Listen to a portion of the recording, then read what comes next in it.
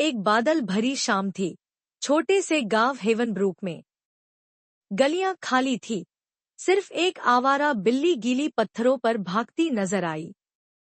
Eli Bennett, एक जिज्ञासु किशोरी जिसे अजीबोगरीब चीजें जमा करने का शौक था, अपने दिवंगत दादा के अटारी में तलाश कर रही थी। कमरा देवदार और धूल की गंध से भरा हुआ था, जो दशकों से भूली हुई यादों का गवाह था। जब उसने एक पुराना लकड़ी का संदूक खोला, उसकी आंखें चौड़ी हो गईं। फीके पत्रों और पुराने आभूषणों के बीच उसे एक अनोखी रेतघड़ी मिली। इसका शीशा हल्का धुंधला था और अंदर की रेत मंद प्रकाश में घूम रही थी। इसके पीतल के आधार पर एक पट्टी लगी थी जिस पर लिखा था, अपना मार्ग जानने के लिए इसे पलटें। एली खुद को रोक नहीं सकी। उसने रेतघड़ी को पलटा और कमरा बदल गया। छायाएं लंबी हो गईं और हवा में धीमी फुसफुसाहटें गूंजने लगी। जब उसने अपनी आंखें खोलीं, तो वह अटारी में नहीं थी। इसके बजाय वह एक घने जंगल में खड़ी थी, जो कोहरे से ढका हुआ था। विशाल पेड़ उसके ऊपर झुके हुए थे, उनकी शाखाएं कंकाल की उंगलियों की तरह आपस में उलझी हुई थी। कोई है, एली ने कांपती आवाज में पुकारा। एक हलचल ने उसका ध्यान खींचा।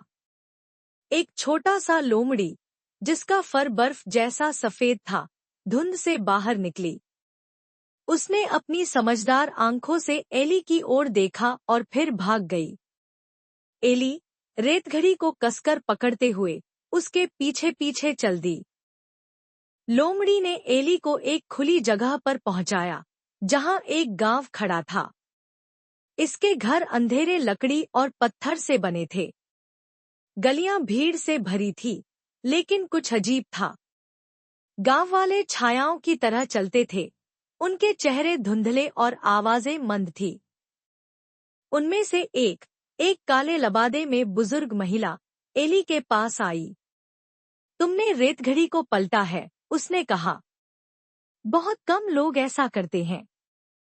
हर बार पलटने से एक मार्ग प्रकट होता है, लेकिन सावधान रहो, रेत तुम्हारे चुनावों को गिन रही है। एली ने रेतघड़ी की ओर देखा।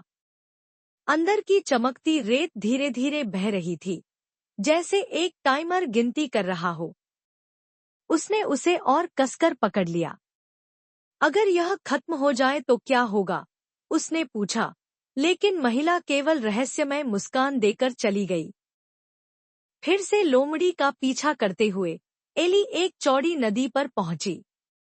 इसका सतह कांच जैसी चमकदार थी, जिसमें उसका केवल प्रतिबिंब ही नहीं, बल्कि बिखरी हुई यादें भी दिख रही थी, जो उसने नहीं जानी थी।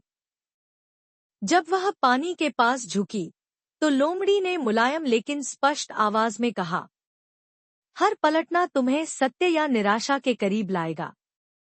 चुनाव तुम्हारा है। चकित लेकिन दृढ़, एली ने रेतघड़ी को फिर से पलटा। उसके चारों ओर की दुनिया घुल गई और उसकी जगह एक भव्य पुस्तकालय ने ले ली। शेल्फ अनंत तक फैले हुए थे, किताबों से भरे हुए जो ऊर्जा से गूंजती थी। पुस्तकालय में एली ने किताबें खोजी जो जीवन, चुनाव और भविष्य का वर्णन करती थी। एक किताब पर उसका नाम लिखा था। झिझकते हुए उसने उसे खोला और पन्नों पर अपनी ही लिखावट में ऐसी घटनाओं का वर्णन था जो उसने अभी तक नहीं जानी थी। एक लबादाधारी आकृति प्रकट हुई, जिसका चेहरा छाया में छिपा हुआ था। ज्ञान की कीमत चुकानी पड़ती है, उसने चेतावनी दी।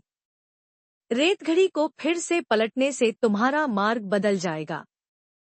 सोच समझकर चुनो। एली के हाथ कांपते हुए उसने तीसरी बार रेतघड़ी पलटी। रेत और तेज चमकने लगी और एक शक्तिशाली हवा ने उसे किताब के पन्नों में खींच लिया। एली खुद को एक उजाड़ युद्धक्षेत्र में पाती है। ऊपर काले बादल गरज रहे थे और उसके पैरों के नीचे की जमीन हर कदम पर दरक रही थी। दूर एक आकृति टूटी हुई रेतघड़ी पकड़े हुए उसके पास आ रही थी।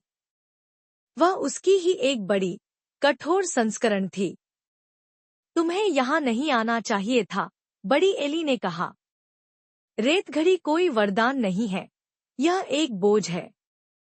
तुम्हें इसे नष्ट करना होगा। दोनों भिड़ गईं। उनकी रेतघड़ियों से चमकती रेत हिंसक रूप से घूमने लगी। हर प्रहार ने उनके चारों ओर की वास्तविकता को मोड़ दिया। एक आखिरी हताश पलटने के साथ एली ने अपनी रेतघड़ी तोड़ दी। दुनिया रोशनी में विस्फोट हो गई। एली अटारी में जागी। उसकी टूटी हुई रेतघड़ी उसकी गोद में थी। पट्टी अब कह रही थी, चले हुए रास्ते, सीखे हुए सबक। उसने एक नरम सरसराहट सुनी और मुड़ी। सफेद लोमड़ी कोने में शांत बैठी थी। उसने एक बार सिर हिलाया और फिर धुंध में बदल गई। एली हल्के से मुस्कुराई। यात्रा का बोझ उसके मन में बस गया। उसने रेतघड़ी को फिर से संदूक में रख दिया, यह जानते हुए कि उसका समय खत्म हो गया था।